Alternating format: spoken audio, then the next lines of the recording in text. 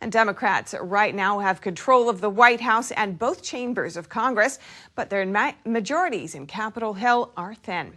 And Republicans are anxiously gearing up their campaigns to flip the House red. Only a few seats are needed to give the GOP a majority. NTD's Melina Weisskopf reports.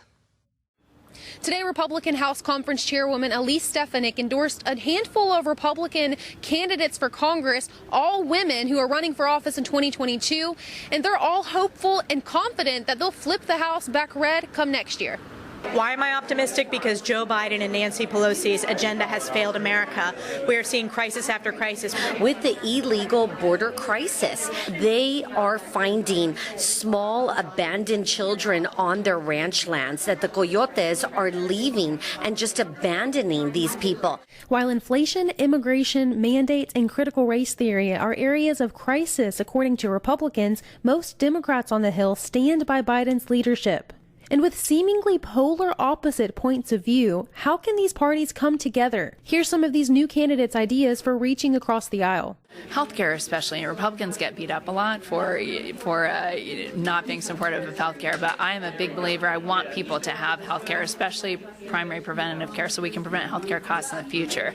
So it really motivates me just to want to be a part of that solution to balance that power, because I think that's the best way to govern.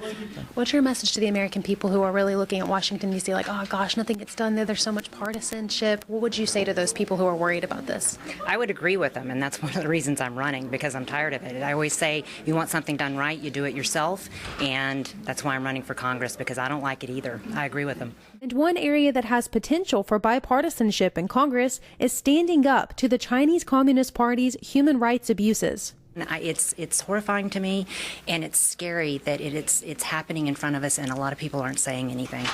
With Confucius Institutes, we have one at the University of New Hampshire in my district, and they are censoring and silencing our voices on social media and via big tech. So these are all issues, again, that my generation doesn't realize. That's why they're all on TikTok, which is Chinese spyware, right? These are issues we need to relay to young people, or we're going to lose our country if we don't.